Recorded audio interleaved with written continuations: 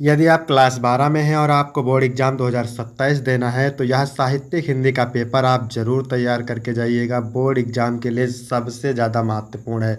इस model paper में जितने भी प्रश्न हैं, एक एक प्रश्न बोर्ड एग्जाम 2027 के लिए इम्पोर्टेंट है। तो मेरे प्यारे बच्चों, आप लोग वीडियो को पूरा अंत तक देखिएगा। यदि आप वीडियो को पूरा अंत तक देखते हैं तो मेरी गारंटी है कि आप 100 में 95 प्लस अंक जरूर लेकर आओगे। समय 3 घंटे 15 मिनट का होता है मेरे प्यारे बच्चों, और पूरा अंक होता है 100 का। यहाँ पर थोड़ा सा निर्देश देख लेते हैं। निर्देश में क्या है? प्रारंभ के 15 मिनट परीक्षार्थियों को प्रश्न पत्र पढ़ने के लिए निर्धारित है। इस प्रश्न पत्र में 2 खंड हैं। दोनों खंडों के सभी प्रश्नों के उत्तर देना अनिवार्य है। तो सभी लोग वीडियो को लाइक करेंगे, चैनल पर नए होंगे चैनल को सब्सक्राइब करेंगे, शेयर करेंगे। चलिए वीडियो को शुरू करते हैं। खंड का प्रश्न नंबर 1 में 5 बहुविकल्पीय प्रश्न पूछे जाते हैं हिंदी गद्य साहित्य के इतिहास से। तो प्रश्न नंबर 1 का है? हिंदी गद्य साहित्य में शुक्ल युग की समय सीमा है, मोस्ट इंपॉर्टेंट है।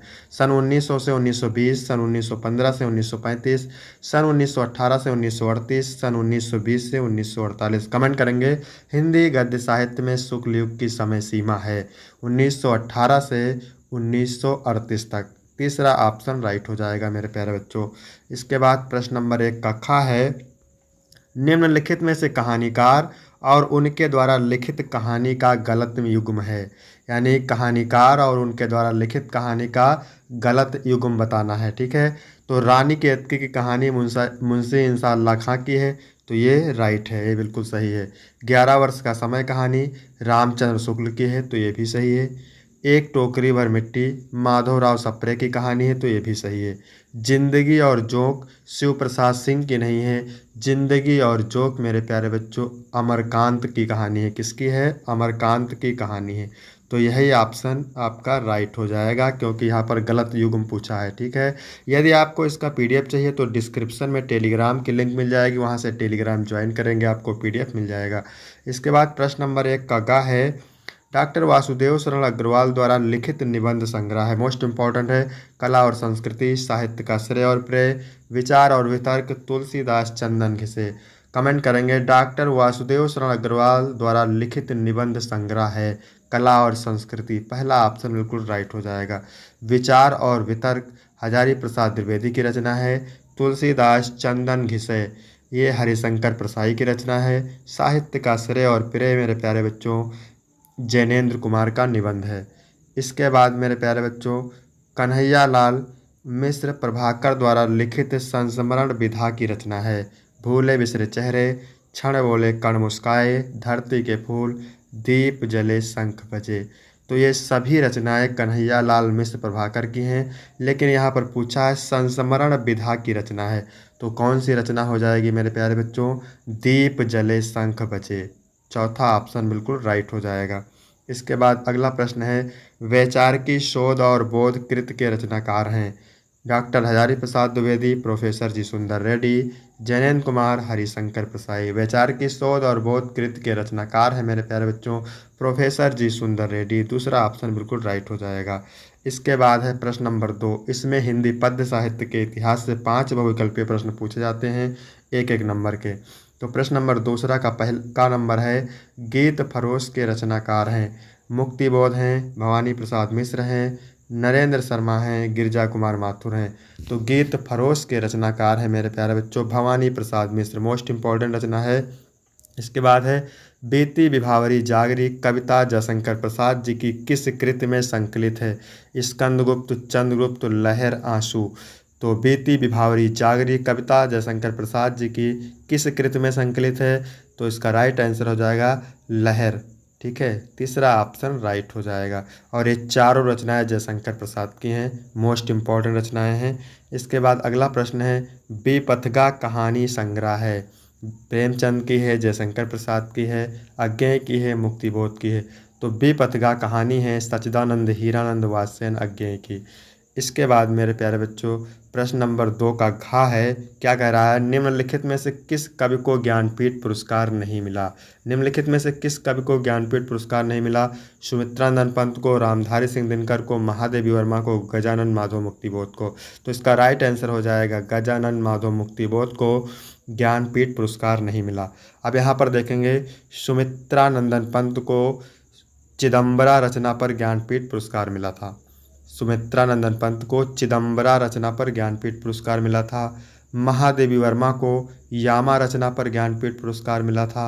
ठीक है, महादेवी वर्मा को यामा रचना पर ज्ञानपीठ पुरस्कार मिला था। और रामधारी सिंह दिनकर को उर्वशी रचना पर ज्ञानपीठ पुरस्कार मिला था।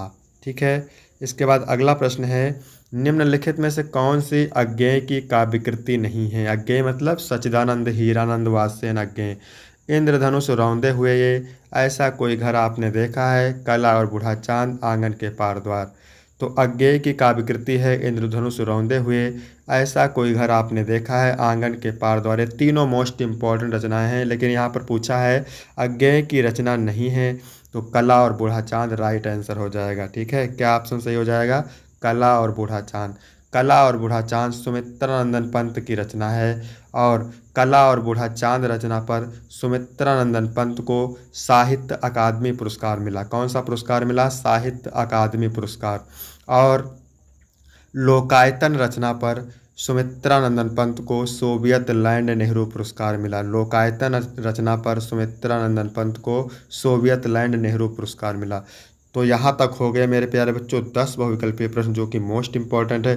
पीडीएफ आपको इसका मिल जाएगा, आप इसको ज़रूर तैयार कर लेंगे। इसके बाद मेरे प्यारे बच्चों प्रश्न नंबर 3 है, निम्नलिखित गद्यांश पर आधारित प्रश्नों के उत्तर दीजिए। भैया गद्यांश 10 अंक का पूछता है। ठीक है, गद्यांश के नीचे 5 प्रश्न होते हैं, 2-2 अंक के। गद्यांश को पढ़ करके प्रश्नों के उत्तर देना रहता है। तो किसी भी गद्यांश को हल करने से पहले सबसे पहले गद्यांश को पढ़ते हैं। साहित्य, कला, नृत्य, गीत, आमोद प्रमोद अनेक रूपों में राष्ट्रीय जन ने अपने अपने मानसिक भावों को प्रकट करते हैं। आत्मा का जो विश्वव्यापी आनंद भाव है वह इन विविध रूपों में साकार होता है। यद्यपि बाह्य रूप की दृष्टि से संस्कृति के बाहरी लक्षण अनेक दिखाई पड़ते हैं, किंतु आंतरिक आनंद की दृष्टि से उनमें एक सूत्रता है। जो व्यक्ति सहृदय है वह प्रत्येक संस्कृति के आनंद पक्ष को स्वीकार करता है और उससे आनंदित होता है। इस प्रकार की उदार भावना ही विविध जनों से बने हुए राष्ट्र के लिए स्वास्थ्यकर है। देखिए, जहाँ पर जन शब्द मिल जाए, राष्ट्र शब्द मिल जाए, भूमि मिल जाए, पृथ्वी मिल जाए, तो आप समझ जाइए कि राष्ट्र का स्वरूप चैप्टर से लिया गया है। पहला क्वेश्चन यही पूछेगा, उपयुक्त गद्यांश के पाठ और लेखक का नाम। तो पाठ का नाम है राष्ट्र का स्वरूप और लेखक का नाम है वासुदेव शरण अग्रवाल। कैसे याद रखेंगे? रा से राष्ट्र का स्वरूप, वा से वासुदेव शरण अग्रवाल, रा से राष्ट्र का स्वरूप, वा से वासुदेव शरण अग्रवाल। फिर दूसरा प्रश्न है, प्रस्तुत पंक्तियों में लेखक ने राष्ट्र के किस स्वरूप पर प्रकाश डाला है? तो लेखक ने राष्ट्र के सांस्कृतिक स्वरूप पर प्रकाश डाला है, जिसमें विविधता के बावजूद एकता और आनंद की भावना को महत्व दिया गया है। इस सारे प्रश्नों का उत्तर पैराग्राफ में मिल जाएगा। ठीक है, किन रूपों में राष्ट्रीय जन अपने अपने मानसिक भावों को प्रकट करते हैं? तो राष्ट्रीय जन साहित्य, कला, नृत्य, गीत और आमोद प्रमोद के विभिन्न रूपों में अपने मानसिक भावों को प्रकट करते हैं। मेरे प्यारे बच्चों, आपने अभी पढ़ा था, इसका उत्तर यहाँ पे देखिए लिखा हुआ है। ठीक है, यहाँ देखिए, साहित्य, कला, नृत्य, गीत, आमोद प्रमोद अनेक रूपों में राष्ट्रीय जन अपने अपने मानसिक भावों को प्रकट करते हैं। इसके बाद अगला प्रश्न है, सहृदय व्यक्ति किसको स्वीकार करते हुए आनंदित होता है? तो सहृदय व्यक्ति प्रत्येक संस्कृति के आनंद पक्ष को स्वीकार करते हुए आनंदित होता है। फिर है रेखांकित अंश की व्याख्या। ठीक है, तो व्याख्या किसकी करना है? जिसकी रेखा खींची हुई है। यहाँ पर देख सकते हैं, यहाँ से लेकर के और यहाँ तक की करना है व्याख्या। तो चलिए देख लेते हैं इसकी व्याख्या। हेडिंग डालना है रेखांकित अंश की व्याख्या। लेखक कहते हैं कि विभिन्न सांस्कृतिक रूपों जैसे साहित्य, कला, नृत्य और गीत के माध्यम से लोग अपने मानसिक भावों को व्यक्त करते हैं।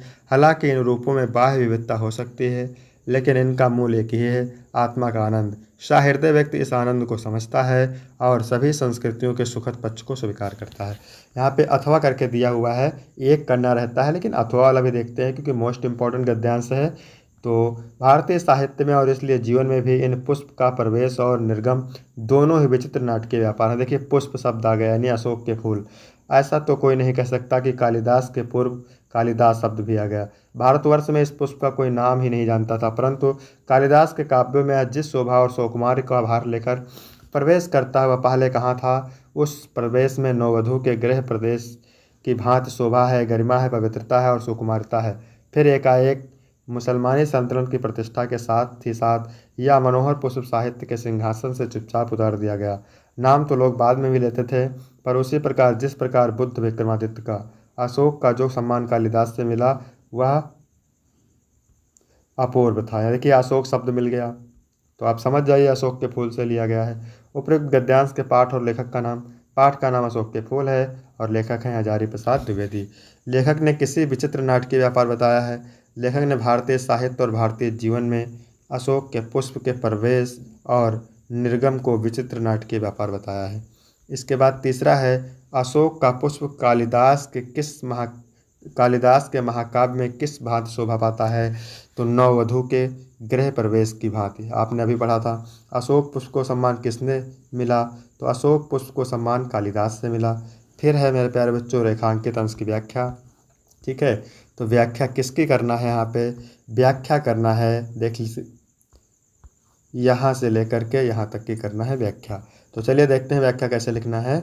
लेखक का कहना है कि संस्कृत साहित्य में महाकवि कालिदास के पूर्व अशोक पुष्प का वर्णन कहीं नहीं मिलता।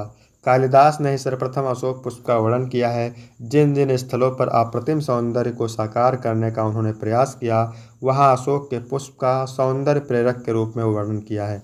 कालिदास के साहित्य में अशोक पुष्प की उपस्थिति नववधू के गृह प्रवेश की भांति शोभायुक्त, गरिमामय, पावन और सुकुमारता से युक्त है। इसके बाद में प्रश्न नंबर 4 है मेरे प्यारे बच्चों। निम्नलिखित पद्यांश पर आधारित प्रश्नों के उत्तर दीजिए। ये भी 10 अंक का होता है। पद्यांश के नीचे 5 प्रश्न होते हैं और वेरी वेरी मोस्ट इंपॉर्टेंट पद्यांश है। मार्ग प्रेम को समुझे हरिचंद यथारथ होत यथा है। कवि भारतेंद्र हरिश्चंद्र जी कहते हैं कि नायिका कहती है कि प्रेम के मार्ग को भला इस संसार में कौन समझ सकता है जो वास्तविक होता है। लाभ कछु ना पुकारन में बदनाम ही होने की सारी कथा है। इसकी संपूर्ण कहानी बदनाम होने की है। इसके विषय में पुकारने से कुछ भी लाभ होने वाला नहीं है। जानत है जियो मेरो भली विधि और उपाय सबे वृथा है। ठीक है, नायिका कहती है कि मेरा मन अच्छी प्रकार से जानता है कि इस बदनामी से बचने के लिए सारे उपाय व्यर्थ हैं। बावरे हैं ब्रज के सिगरे मोहि नाहक पूछत कौन व्यथा है। नायिका कहती है कि ब्रज के समस्त लोग बावले हो गए हैं और यह सब कुछ जानते हुए भी अकारण मुझसे मेरे दुख का कारण पूछते हैं। तो पहला क्वेश्चन है उपयुक्त पद्यांश के पाठ और रचयिता का नाम लिखिए। भैया पहला चैप्टर है प्रेम माधुरी, मोस्ट इंपॉर्टेंट है और इसके कवि का नाम है भारतेंदु हरिश्चंद्र। फिर है रेखांकित अंश की व्याख्या कीजिए। तो यहाँ पर देखिए व्याख्या किसकी करना है। बावरे हैं ब्रज के सिगरे मोहि नाहक पूछत कौन व्यथा है। तो इसकी व्याख्या कैसे लिखना है। गोपियाँ कह रही हैं कि मेरे वियोग प्रेम को, यानी नायिका कह रही है कि मेरे वियोग प्रेम को जानते हुए भी व्रज के समस्त लोग अकारण मुझसे मेरे व्यथा का कारण जानना चाहते हैं। प्रेम की सारी कथा क्या होने की है। प्रेम की सारी कथा बदनाम होने की है। प्रेम को पुकारने में क्या लाभ है। तो फिर अभी पढ़ा था आपने, प्रेम को पुकारने में कोई लाभ नहीं है क्योंकि प्रेम को पुकारने से बदनामी मिलती है और बदनामी दुख का कारण होता है। व्रज के सभी लोग क्या हो गए हैं, पागल हो गए हैं। फिर अथवा करके दिया यहाँ पे ना, आपको एक ही रहता है लेकिन ये मोस्ट इम्पॉर्टेंट है। आयो हो सिखावन को जोग मथुरा ते तोपे। गोपियाँ उद्धव से कहते हैं उद्धव आप मथुरा से हमें योग की शिक्षा देने के लिए आए हैं। तो उद्धव ये वियोग के वचन बतलाओ ना। तो कृपा करके हे उद्धव आप वियोग की बातें मत करिए, कहे रत्नाकर। रत्नाकर जी कहते हैं। फिर गोपियाँ कहती हैं दया कर दरस दीन्हो। हे उद्धव आपने दया करके दर्शन दिया है। दुख दरिबे को तोपे अधिक बढ़ाओ ने, तो उस दुख को और अधिक मत बढ़ाओ। टूक टूक हुई है मन मुकुर हमारो है। आपके ऐसा करने से हमारे मन रूपी दर्पण के टुकड़े टुकड़े हो जाएंगे। चूक है कठोर बैन पाहन चलाओ ना। आप भूल से भी कठोर वचन रूपी पत्थर की मत चलाइए। एक मनमोहन तो बस के उजारे मुझ, एक श्री कृष्ण तो मेरे हृदय में बस कर मुझे उजाड़ ही दिया। ये में अनेक मनमोहन बसाओ ना, हमारे हृदय में अनेक श्री कृष्ण को मत बसाओ। ठीक है, तो यहाँ पर देखिए उपयुक्त पद्यांश के पाठ और रचयिता का नाम। पाठ का नाम उद्धव प्रसंग है और कवि का नाम है जगन्नाथ दास रत्नाकर। ठीक है, इसके बाद में यहाँ है रेखांकित अंश की व्याख्या। तो व्याख्या किसकी करना है यहाँ पे देख लीजिए, जिसकी रेखा खींची हुई है। टूक टूक हुई है मन मुकुर हमारो है, चूक है कठोर बैन पाहन चलाओ ना। तो चलिए इसकी व्याख्या देखते हैं। गोपियाँ लजाती हैं कि हे उद्धव आप वियोग की बातें करके हमारे दुख को और अधिक मत बढ़ाओ। ऐसा करने से हमारा मन रूपी दर्पण टुकड़े टुकड़े हो जाएंगे। इसलिए भूल से कठोर वचन रूपी पत्थर मत चलाइए। श्री कृष्ण ने मथुरा से किसे संदेश देने के लिए भेजा था। उद्धव को संदेश देने के लिए भेजा था। इसके बाद है गोपियाँ उद्धव से मन रूपी दर्पण के बारे में क्या कहती हैं। तो गोपियाँ उद्धव से मन रूपी दर्पण के बारे में कहती हैं कि हे उद्धव हम गोपियों के मन रूपी दर्पण टुकड़े टुकड़े हो जाएंगे, इसलिए आप कठोर वचन रूपी पत्थर ना चलाइए। वैन पाहन शब्द का क्या अर्थ है? वैन पाहन शब्द का अर्थ है वचन रूपी पत्थर। इसके बाद प्रश्न नंबर 5 का नंबर है मेरे प्यारे बच्चों। निम्नलिखित में से किसी एक लेखक का जीवन परिचय देते हुए उनकी भाषा शैली पर प्रकाश डालिए। यहाँ पर अक्सर पूछा जाता है कि लेखक का जीवन परिचय देते हुए उनकी कृतियाँ लिखिए। ठीक है, कृतियाँ लिखिए। तो ये 5 नंबर का है डॉक्टर वासुदेव शरण अग्रवाल, डॉक्टर APJ अब्दुल कलाम, हजारी प्रसाद द्विवेदी। तीनों मोस्ट इम्पॉर्टेंट है। इनका वीडियो हमने ऑलरेडी अपलोड कर दिया है चैनल पे, तो वहाँ पे आप जाके देख सकते हैं। और मैंने यहाँ पर भी लिख रखा है कैसे आपको जीवन परिचय लिखना है। तो सबसे पहले आपको हेडिंग डालना है जीवन परिचय लिख देना है, फिर साहित्यिक परिचय लिख देना है और फिर उनकी रचनाएँ लिख देना है। इसके बाद यहाँ पर देखिए, निम्नलिखित में से किसी एक कवि का जीवन परिचय देते हुए उनकी कृतियों पर प्रकाश डालिए। 80 शब्द सीमा 80 शब्द है और 5 अंक का है। भारतेंद्र हरिश्चंद्र मोस्ट इंपॉर्टेंट है, जयशंकर प्रसाद मोस्ट इंपॉर्टेंट है, अयोध्या सिंह उपाध्याय हरिओद मोस्ट इंपॉर्टेंट है। तो मैंने यहाँ पर अयोध्या सिंह उपाध्याय हरिओद का लिखा है। तो सबसे पहले आपको इनका जन्म लिखना है, जीवन परिचय, फिर हेडिंग डालना है साहित्यिक परिचय और फिर रचना है। जैसे मैं बता रहा हूँ आपको ऐसे ही लिख के आना है। ठीक है, पूरे 5 अंक आपको मिल जाएंगे।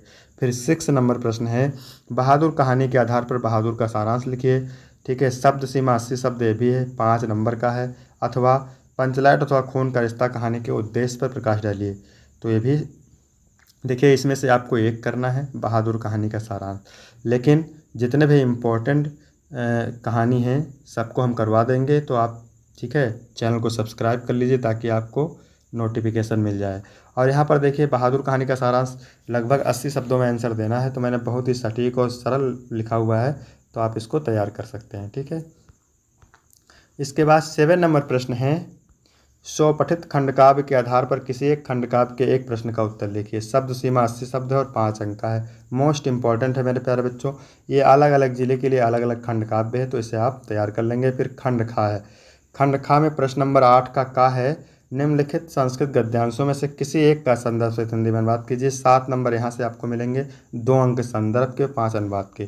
तो चलिए देख लेते हैं इसका अर्थ। ठीक है, मैं अर्थ आपको इसका बता रहा हूँ। इसके बाद पक्षियों ने सभी के मध्य आशय जानने के लिए 3 बार सुनाया। तब एक कौवा उठ करके कहा, जरा ठहरो, इस राज्याभिषेक के समय इसका मुख एवं रूप इस प्रकार है, तो क्रोध के समय कैसा होगा। इसके क्रुद्ध होकर देखने से हम सभी गरम कढ़ाई में डाले गए तिल की भांति वहीं के वहीं जल जाएंगे। ऐसा राजा मुझे अच्छा नहीं लगता, ऐसा कहा। संदर्भ लिखेंगे, प्रस्तुत गद्यांश हमारी पाठ्यपुस्तक संस्कृत के जातक कथा पाठ के उल्लूक जातकम खंड से अवतरित है। ठीक है, इसके बाद है हुआ करके दिया है, भी मोस्ट इम्पॉर्टेंट है। सप्तदश वर्षाण यावत अमृत प्राप्त चिंतन, यानी 17 वर्ष की आयु में अमृता प्राप्त। 17 मूल शंकर 17 वर्ष तक अमरता प्राप्ति के उपाय पर विचार करते हुए गांव गांव, नगर नगर और वन वन, पर्वत पर्वत घूमे, पर कहीं सफलता नहीं प्राप्त कर सके। वर्षाण यावत अमृत प्राप्य उपायम चिंतित मूल शंकरम ग्रामाद ग्रामा नगरत नगरम वनाद वनम पर्वतात् पर्वतम भरमत पर ना वंदितातरम तृप्तम, यानी मूल शंकर 17 वर्ष तक अमृता प्राप्ति के उपाय पर विचार करते हुए गांव गांव, शहर शहर, वन वन, पर्वत पर्वत घूमते रहे, किंतु कहीं अधिक संतुष्टि नहीं पा सके। तो इस प्रकार इसका अर्थ है। संदर्भ लिखेंगे, प्रस्तुत गद्यांश हमारी पाठ्यपुस्तक संस्कृत के महर्षि दयानंदा नामक पाठ से अवतरित है। मोस्ट इंपॉर्टेंट है, यहाँ पर इसका अनुवाद देख सकते हैं। फिर देखिए इसका खा नंबर है, निम्नलिखित संस्कृत गद्यांश पद्यांशों में से किसी एक का संदर्भ से हिंदी में अनुवाद कीजिए। तो ये भी 7 अंक का है। सौने घनानाम पलवगा प्रबुद्धा विहाय निद्रा चिर सनुरुदाम अनेक रूप आकृत वर्ण नादा नवा अम्बुधारा विहिता नंदन, यानी अनेक रूप आकृत वर्ण, अनेक रूप आकृत वर्ण और स्वर वाले। ठीक है, अनेक रूप आकृत वर्ण और स्वर वाले मेघों की गर्जना से जागे हुए मेढक बहुत समय से रुकी हुई नींद को त्याग करके जागे हुए मेढक नए जल की धारा से चोट खा करके बोल रहे हैं।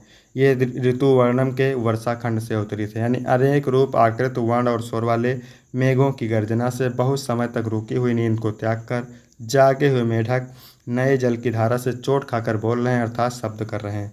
फिर यहाँ पे अथवा करके दिया है, मोस्ट इम्पॉर्टेंट है। ना चौरिहार ना राजहार ना भृतभाज्यम ना चाभार कर, व्यय कृते वर्धते एवं नित्य विद्याधनम सर्वधनम प्रधानम। यानी विद्या रूपी धन सभी धनों में प्रधान है। ना चोर चुरा सकता है, ना राजा छीन सकता है, और ना ही भाई बांट सकता है, और ना ही यह बोझा बनता है। जितना हम व्यय करते हैं उतना नित्य बढ़ता रहता है। प्रस्तुत श्लोक हमारी पाठ्यपुस्तक संस्कृत के सुभाषित रत्नाकर नामक पाठ से अवतरित है। फिर यहाँ पे 9 नंबर प्रश्न है, निम्नलिखित में से किन्हीं 2 प्रश्नों के संस्कृत में उत्तर देना है। 4 अंक यहाँ से आपको मिलेंगे। मूर्खाणाम कालम कथम गच्छत, तो मूर्खाणाम कालम व्यसनेन निद्रा कलहेन व गच्छत। यहाँ से प्रश्न आप इंपॉर्टेंट तैयार कर लेंगे। फिर 10 का खगा है रस अलंकार छंद से 6 नंबर का पूछा जाता है, तो जितने भी महत्वपूर्ण रस अलंकार छंद हैं इनको हम करवा देंगे। फिर 11 नंबर प्रश्न है निबंध से, ये 9 नंबर का पूछा जाता है, मोस्ट इंपॉर्टेंट निबंध है। इसके बाद 12 का पहला है, चैनम का संधि विच्छेद चे प्लस अनम होता है। निश्चला का संधि विच्छेद निस प्लस चला होता है। इसके बाद अंतर्राष्ट्रीय का संधि विच्छेद अंतः प्लस राष्ट्रीय होता है। निर्विघ्नम में समास है अव्ययी भाव समास, क्योंकि निर उपसर्ग लगा हुआ है। फिर दशानन में समास है तो बहुव्रीहि समास है। फिर 13 नंबर प्रश्न है मेरे प्यारे बच्चों, अपने क्षेत्र के पार्क को विकसित कराने के लिए नगर निगम के मुख्य उद्यान निरीक्षक को एक पत्र लिखिए, अथवा विद्यालय की वाद विवाद प्रतियोगिता में प्रथम स्थान प्राप्त करने पर अपने छोटे भाई को बधाई हो तो एक पत्र लिखिए। मोस्ट इंपॉर्टेंट है, 8 नंबर का पूछा जाता है। फिर 14 का पहला है, निम्नलिखित में से किसी एक शब्द के धातु एवं प्रत्यय का योग स्पष्ट करना है। ठीक है, तो कृत्वा में क्री धातु है और अक्त्वा प्रत्यय है। ठीक है, इसके बाद निम्नलिखित में से किसी एक शब्द में प्रत्यय बताइए, तो एक शब्द में प्रत्यय बताना है, तो बुद्धिमान में मतु प्रत्यय है। इसके बाद में है, रेखांकित पदों में से किसी एक पद में प्रयुक्त विभक्ति तथा संबंधित नियम का उल्लेख कीजिए। ग्राहम प्रतिगच्छ, इसमें द्वितीय विभक्ति है। रामेण सा सीता वन गच्छति, इसमें तृतीया है। और अग्ने स्वाहा, इसमें चतुर्थी विभक्ति है।